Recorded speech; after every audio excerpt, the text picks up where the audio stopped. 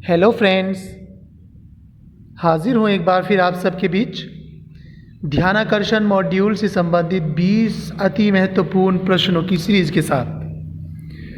साथियों, मैं आपसे एक बार फिर निवेदन कर रहा हूँ, अगर आपने मेरे चैनल को सब्सक्राइब नहीं किया है तो प्लीज़ प्लीज़ प्लीज़ सब्सक्राइब कर लीजिए, बेल आइकन दबा लीजिए। पहला क्वेश्चन, ध्यानाकर्षण मॉड्यूल में कितने भाग हैं? इसका आंसर 4 है। 4 भाग ध्यानाकर्षण मॉड्यूल में दिए गए हैं। नेक्स्ट क्वेश्चन, बच्चों में अपेक्षित संप्राप्ति न होने के कारण ध्यानाकर्षण मॉड्यूल के किस भाग में वर्णित है?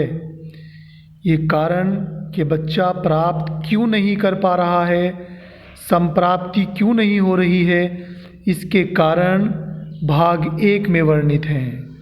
तो ये सब लोग ध्यान रखेंगे। नेक्स्ट क्वेश्चन, क्वेश्चन नंबर 3, ध्यानाकर्षण मॉड्यूल किन कक्षाओं के लिए तैयार किया गया है? कक्षा 4 से कक्षा 8 तक के लिए तैयार किया गया। मैं आपको एक बार बता दूं, पहले ये कक्षा 3 से 8 तक के लिए तैयार किए गए थे, लेकिन बाद में 4 से 8 तक कर दिया गया। 1 से 3 तक हमारा आधारशिला मॉड्यूल रख दिया गया है। नेक्स्ट क्वेश्चन, कक्षानुरूप अधिगम ना प्राप्त होने के मुख्य कारण क्या हैं? तो मुख्य कारण मैं बता रहा हूँ आपको, पारिवारिक शैक्षिक स्थिति और वातावरण, आर्थिक स्थिति, बच्चों के अनुरूप शिक्षण ना होना और अध्यापकों का कठोर व्यवहार। तो ये मेन कारण हैं जो अधिगम प्राप्त न होने के। नेक्स्ट क्वेश्चन, लर्निंग आउटकम एवं आकलन का उल्लेख ध्यानाकर्षण मॉड्यूल के किस भाग में वर्णित है? तो इसका आंसर है दोस्तों भाग 2। लर्निंग आउटकम और आकलन का उल्लेख ध्यानाकर्षण मॉड्यूल के भाग 2 में वर्णित है। बढ़ते हैं नेक्स्ट क्वेश्चन की तरफ। क्वेश्चन नंबर 6, सीखने के प्रतिफल से क्या तात्पर्य है?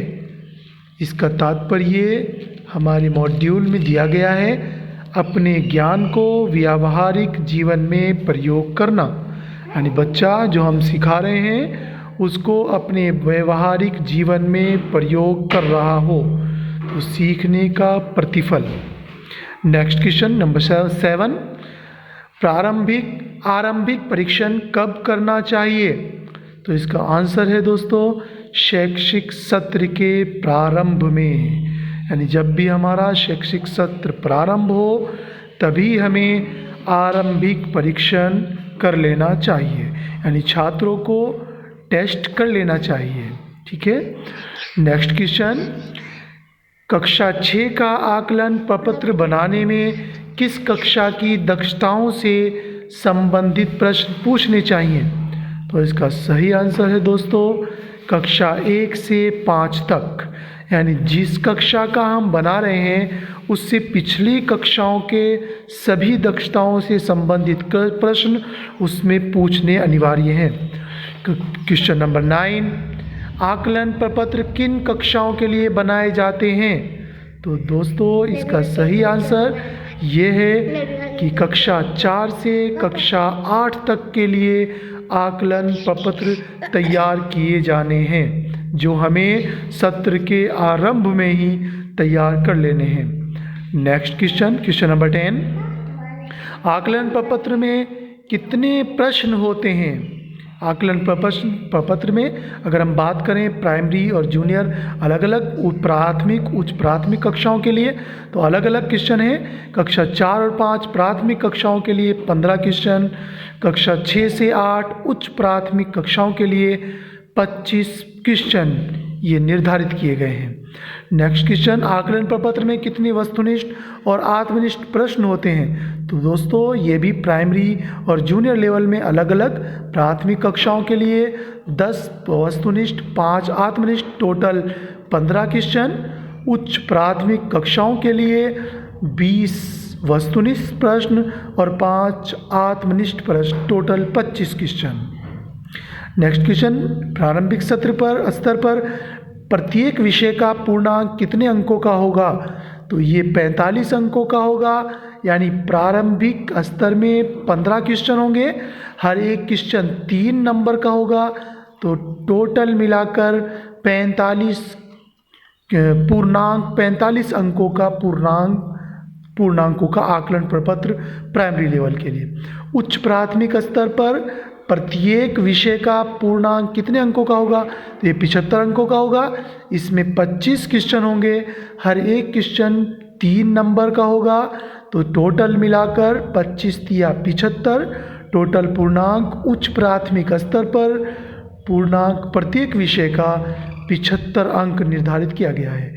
नेक्स्ट क्वेश्चन, आरंभिक परीक्षण के उपरांत कॉपियां कितने दिनों में चेक हो जानी चाहिए?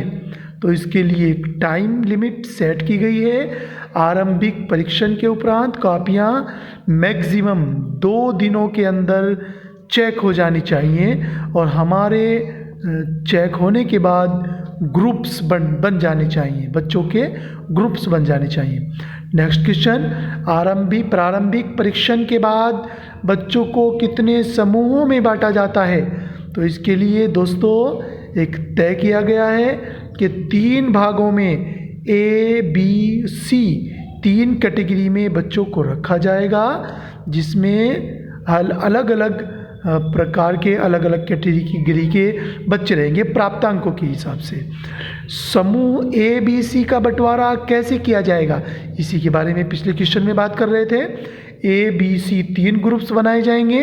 ए ग्रुप्स में 21 से 45 अंक प्राप्त करने वाले छात्र रहेंगे और बी ग्रुप्स में 16 से 20 अंक प्राप्त करने वाले रहेंगे और सी ग्रुप्स में 0 से 15 अंक तक प्राप्त करने वाले बच्चे रहेंगे। क्वेश्चन नंबर 17, ध्यानाकर्षण शिविर कितने दिनों का होगा?